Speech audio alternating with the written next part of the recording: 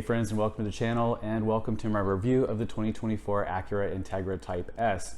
Now, I've driven this car already. I had an introductory video following the press event in California in early June, so you can check back and see some initial impressions there. This experience was a little bit more in depth because I actually just got finished putting about 1,000 miles on this car. In fact, I think it's 982 to be exact. So a lot more exposure to the various dynamic features of the car in a variety of driving situations, in a variety of landscapes. And I'm going to break it down for you in list form according to 4 different lists. The first one is going to be some sort of plus or minus indifferent features that some people have talked about on the car and my impressions on those. The second list is going to be a few small gripes I have with the car. The third list will be the list of things that I love about the car.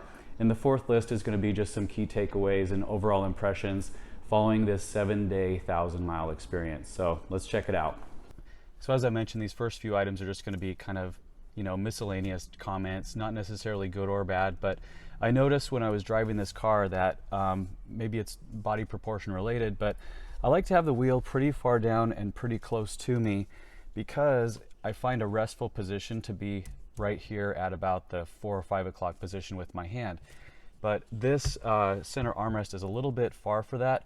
So my thought would be if there were a way, and I know my 3rd gen TL used to do this, I liked how that center armrest would be able to come up and forward a little bit because this one has a big opening here for the cup holder.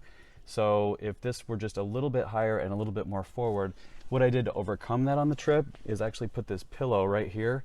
It allows for a very natural position here for my 8.5 hour drive yesterday to just have my hands restfully there. I'll show you, by the way, I do have this list printed out to jog my memory. This next one on the list was fog lights. I know a lot of you gripe about, check out all those bugs, by the way, this really did get driven. A lot of you gripe about fog lights. To be honest with you, I don't need them, I don't care about them. I live in Arizona, and I'll tell you, and you've seen my prior videos, all they do is get broken because those glass lenses are usually in the worst possible place for rock chips. And I've gone through at least 2 or 3 different sets of fogs in my ILX. So I just assume do without them. I know they look cool, but they're completely unnecessary on a car with lighting as good as this. The next one on the list was the 4-seat capacity. A lot of people have gripes about the fact that it's just a 2+2. To be honest with you, I can't remember even in the last year how many times I've had to haul 5 people in my car. Again, my needs are distinct. I'm a single guy, no kids, so maybe those of you who have families would speak a different tune, but I don't find that to be an issue in my case, having only 4 seats. Same with the vents back here, or lack thereof. Again, it's mostly just me driving the car. I don't really have a need for that. In fact, if it were my choice, I'd probably seal off all the vents and just have them pushing only at the driver. Last but not least on that list was the sunroof, or lack thereof. Personally, not a deal breaker. I don't find myself having time or thought to open mine on my other cars that do have them. In fact, our season, again, I live in Arizona, so maybe our severe weather contributes to this, but the time of year when you can open it is pretty limited. And so personally, I'd rather have the trade-off, which is incredible headroom in here and a very airy open feel in the cabin. So as with all of those items, the final takeaway was the driving experience far outweighs any of that. And personally, I would say if you're making a decision to look at this car or not based on any of those, I think you're doing yourself a disservice because the driving experience, this is not the kind of car that you buy based upon whether it has a sunroof, to me. It's a car that you drive for the driving experience. Let's do this very small section here, personal gripes. Spare tire, this is a touchy one for me because I spend a lot of time driving in areas. Yesterday, for example, I was without cell phone service for upwards of 45 minutes or an hour, and there's a lot of room back here. This is a hatchback after all. I would personally love to see if Acura would offer a full-size spare tire versus just this inflator kit. For peace of mind, for those of us who don't mind changing our own tires, I think that would go a long way. Not to mention the fact that these are kind of an odd size tire. They're obviously 19-inch, and the likelihood that you're going to find a replacement tire if you're out in the boonies is pretty slim. The next one on the gripe sheet was Oh, the volume knob. So I guess because I've driven a few Acura products, I've seen a variety of ways this is done. But personally, I like a wheel for the volume versus this clicky thing. Because if you want to change the volume real quickly, just to go like that is pretty easy. And I realize that there's a knob right here, but sometimes you just don't want to take your hand off the wheel. And to go quickly on the volume, you got to go like this and click it a bunch of times. Or if you hold it down, it just doesn't seem like it goes very fast. So that would be my comment. I know it would clutter things up a bit because there's obviously a couple other wheels here, but I think that would be cool to see a wheel there.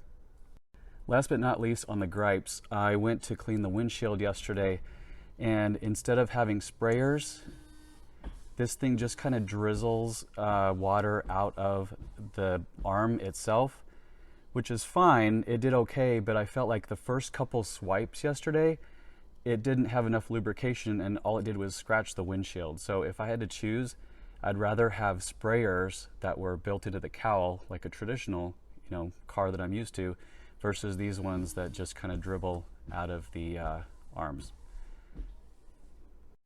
Let's get to the good stuff because this video is going to get lengthy, and I feel like this is really the reason why you're all here. Not to mention that it's hot in this garage. I'd rather wrap this up. So a huge list of stuff that I absolutely love about this car, and I'll just kind of go in order. This was sorted alphabetically, so no particular order, but my key takeaways. So the first one was the audio system. This ELS system really rocks. It's got great capability throughout the sort of range, and I found it to be comparable to even some of the best Bose systems from back in the day. This car does not have auto stop or on stop start when you come up to a light, and I love that because especially here in the desert, you notice in an auto stop start car that the AC struggles when the vehicle's turned off. So having that stay running no matter what in here was awesome. And I don't know if anybody's in other videos has mentioned that yet, but this definitely does not, or I never observed in 1,000 miles that it had auto stop start. The clutch feel is lightweight, easy on and off. So yesterday I had a 90-minute delay because of some brush fires on Interstate 17. I was on and off the clutch non-stop. And in some cars that would be incredibly taxing. In this car, I found it to be very seamless, and sometimes I could even just roll in first gear. I love the distinctions versus the A-Spec model. My favorite one of all is this functional hood vent. I just think that's such a cool touch and adds a nice contrast to the hood. The next one is that another feature that is not existent here that I like that it's not there is downshift rev match. So maybe because I pride myself in being a good manual transmission driver, but I noticed that when I, for example, would try to go from fourth to third, some cars try and artificially bump the revs to meet you in the middle. This car doesn't do that. It requires you to be in control of the throttle blip, and I love that because, like I said, I take pride in myself in being more in control and being a good manual driver. Dynamic modes. So even though this car is very versatile in terms of its ability to alter its behavior, I found myself in comfort about 90% of the time. So something that you might not know is that sport on this car in terms of the settings is equivalent to comfort on the Civic Type R. That means comfort on this car is even a step below comfort on the Civic. So just think on that for a second, and that explains part of why this thing is so much more friendly just for a longer haul than the Civic would be. Engine note, the power band on this thing is just awesome. I learned at the press event in June that this motor was co-developed by Yoshiaki Akimoto, who was the brains behind the original first iteration of VTEC in the GSR, the B17 from 1992. So you can tell he has his performance background, and he knew a thing or two about building motors when he put this one together. I love the finger rest below the infotainment because sometimes you just want to plug away at numbers, and it's a nice touch to have. As you will see, I got better miles per gallon over the 1,000 miles than advertised. So I averaged 30.0 running premium 91 octane gas the whole way. And I found that to be pretty darn good, especially considering the sticker only shows 28. Driver's seat ergonomics. This is, for being sort of a sport-tuned seat, I actually did not get fatigued. I was in this car for 8.5 hours yesterday, and it was comfortable. It didn't have overly sort of hard seat bottom or seat back, and it was really awesome to sit in. The grip in this car and minimal body roll. I am shocked at just how eager this thing is to corner, and part of it is because these 265 width tires are incredibly grippy. They're Michelin Pilot Sports, and this car really is point and shoot. It will go anywhere at virtually any speed. Where am I? Highway demeanor. So I guess this is because I'm so accustomed to my ILX, which is kind of a, I don't know, a little bit more crude in comparison, but this thing is super quiet on the freeway, and I was doing freeway speed in 5th gear and almost forgot to shift to 6th because the cabin is so well isolated. This one's kind of stupid and cheesy, but I don't know why it pleases me. The horn in this is actually kind of beefy. In some of the older Acura products, since I have one here, I'll show you. This is a completely different sound in the old Legend. It's just kind of tinny in comparison, you know? And I love that the horn has got a better growl to it. The HVAC vents in here are awesome. I love how easy it is to reposition these in this sort of honeycomb looking mesh background, and they're really easy to redirect. Infotainment controls overall I found to be very intuitive. So for my longer stretch yesterday, I did not want the head-up display on because I already know what the speed limit is. I have the cruise control set, so I know how fast I'm going. There's really no reason for the HUD to be right in my face. So within a matter of 30 seconds, I Googled it, figured out how to turn off the head-up display, and it was done. This I already kind of touched on, but minimal fatigue after an 8.5 hour drive. So this is the car that I was able to get out of yesterday with virtually no major, back problems or anything after spending that much time in it in one stretch with only 2 fuel stops.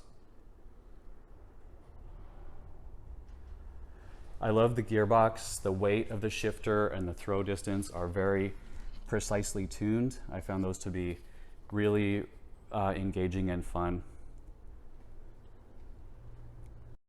This next one reminds me a lot of my TLX Type S that I had, but I love that the wheel is open here on the bottom because you can, if you need to, you can rest your hand sort of, this is weird, I kind of grip it that way sometimes or this way, but I like having this space open because being able to rest your hand at a 6 o'clock position is sometimes kind of nice, and a lot of wheels cover this up so you're forced to go on either side. Last but not least, I do love these optional bronze wheels. I think they're a particularly nice touch on any of the 7 exterior colors, but especially this white. They look super cool. So I'll sum it up here with my overall takeaways. Let me just read these to you kind of verbatim. The balance on this car, I find that it has 2 personalities that are equally capable. One is an economy-minded commuter hatchback with all the versatile space you could ask for in a 5-door versus a performance-tuned rocket. And I feel like if someone were a 1-car family or whatever, this could really satisfy the needs all the way around. And this next point is perhaps the best capability or attribute of this car. It's a synergy of man and machine. Both are required to provide input. Even with all the advanced safety tech like adaptive cruise and lane keeping, the car still relies on human gearbox input. And in that way, you have to work in synchrony and establish a partnership. And let me expand on that a little bit more. I think we're at an interesting time in the automotive industry where a lot of cars are embracing self-driving tech and autonomy, which is awesome. But there's still a few of us who like to have a sense of control and enjoy really the experience of driving. And this car, as advanced as it is, 2024 model year technology, it still needs input from the driver right there. And so you really feel like you're in control. And this machine kind of works well to adapt to you. And I think it's pleasing to see that Acura has embraced the joy of driving. They've been all about precision crafted performance for over almost 40 years now. And this car embodies everything that they've learned in those 4 decades about building a car that not only is a value proposition in terms of its reliability and cost of ownership, but it's a fun to drive car. Thanks for coming with me to check this Integra out. I hope you get the chance to drive one at some point because it's an awesome machine. And I'll let you enjoy the rest of the footage now, and thanks for watching. Hey guys, guess what just arrived? And this is not a 2-for-1 deal. I only get one of these, but I can tell you right now which one I want to pick. And it's sitting over here. This is the Type S that's made its way to the Phoenix fleet. And you and I are gonna put some miles on this thing over the weekend and check it out.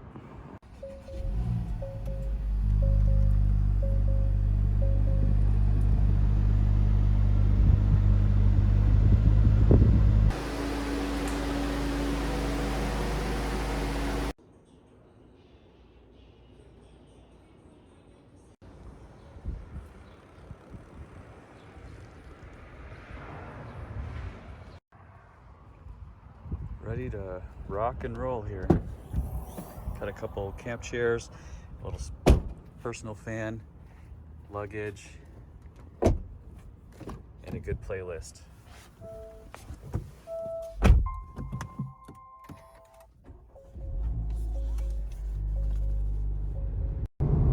There's 5,000 feet in elevation, so we're getting up there.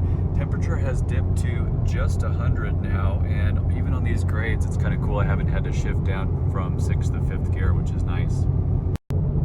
Made it to Flagstaff, and it is incredibly comfortable here. Temperatures in the low 90s.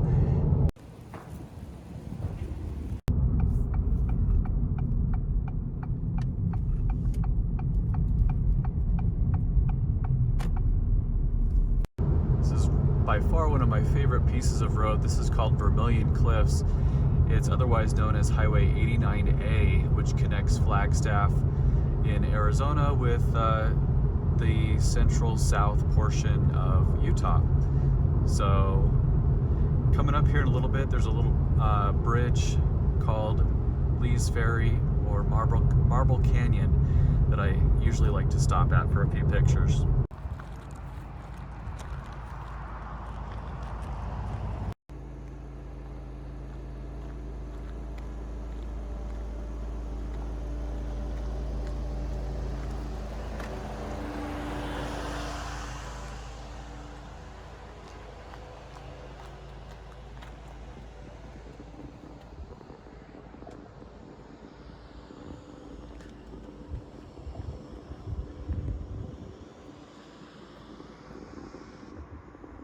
It feels like you're transplanted to a postcard when you come out here. It's just 360-degree panoramic views. I've shared this on the channel before a couple times, but it always kind of takes my breath away. So there are 2 bridges here. The one that I'm standing on used to carry car traffic way back in the day, was eventually obsolete, maybe a little bit small or narrow for today's modern cars. So they built that one over there, and now this one that I'm standing on only carries pedestrian traffic. So I'm glad they left it open with some kind of access. But you can see the Colorado River here, pretty low today. I've seen this quite a bit higher before.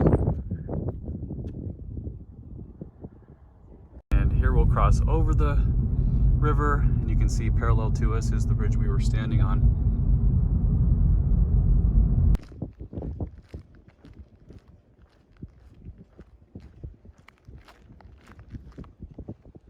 It seemed like it'd be a pretty fun place to do a walk around for the Integra Type S if it weren't for a little bit of a breeze and the occasional vehicle driving by, like this semi coming up. It is absolutely peaceful out here, and it's one of my favorite things about it. It's one of the more remote roads in northern Arizona, and my favorite time of day, to be honest, to come out here is the middle of the night, because you get the crystal clear sky and all the constellations you could possibly ever want to see without any kind of light pollution. So I do apologize to the Acura PR team for getting these tires dirty. I did pull it off the road here for these pictures, but this place is way too photogenic to pass up. And we'll continue on our way.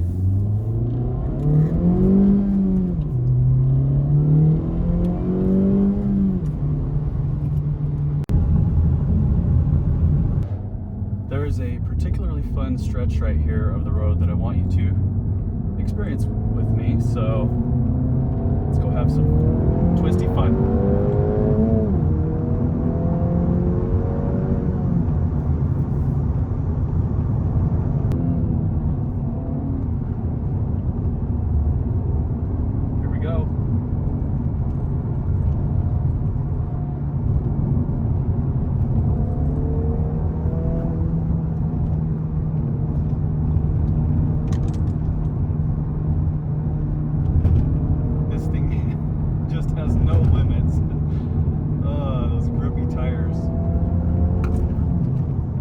Here's what the view looks like when you finally make your way up all those twisties. It is phenomenal up here.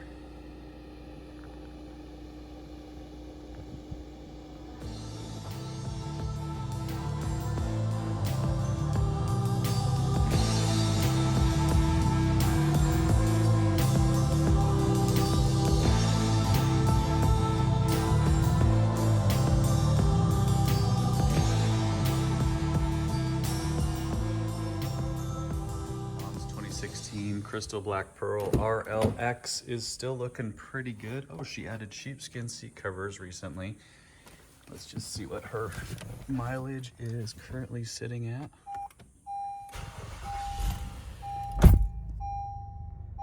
73,000 already. I think this car had about 20K or so when we picked it up a few years ago.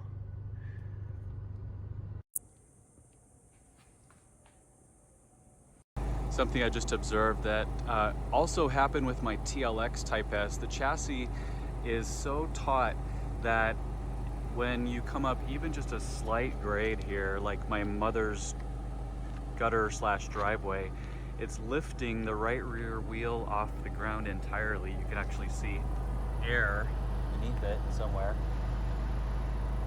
And not as a bit of complaint at all. I just thought it's funny because the car rides phenomenally. It just it can't be asked to flex that much, which is kind of funny. I'm gonna make a purchase from Ava's grocery stand here. I'm gonna put these items up on the conveyor belt.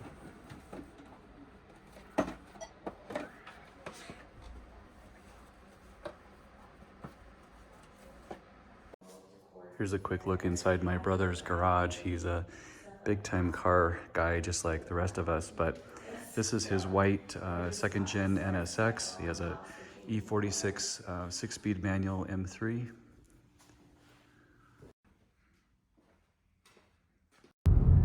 Next phase of our trip takes us up Highway 143 here, east of Parowan, Utah, toward a ski resort, ski town called Bryan Head, and it's going to be significantly cooler.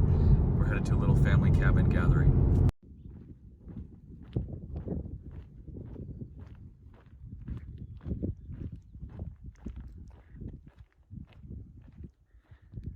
Found the cabin.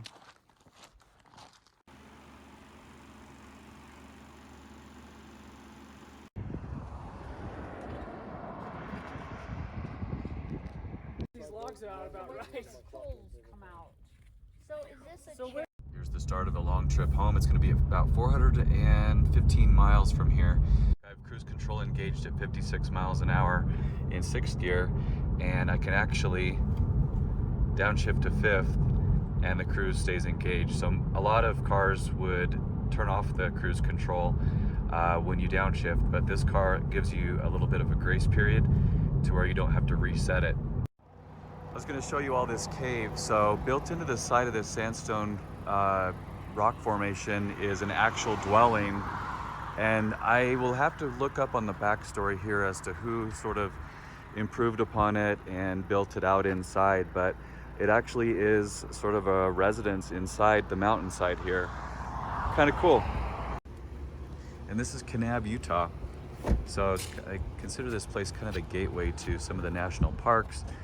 We are just a few miles away from Lake Powell, which is a reservoir that supplies a lot of hydroelectric power around here, as well as some great recreation.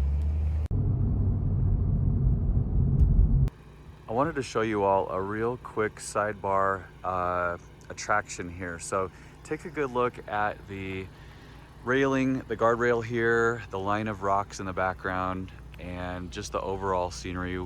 Specifically, I think these rocks right here are significant, and I'm going to show you why when I get home. There's a postcard that I don't have with me right now, but when the first generation NSX was launched, there were some promotional materials, and I want to say it was around 97 based on the wheels that the car has, but there was an NSX promo photo done right here between Page, Arizona and Flagstaff, Arizona, with this background, which is the Vermilion Cliffs.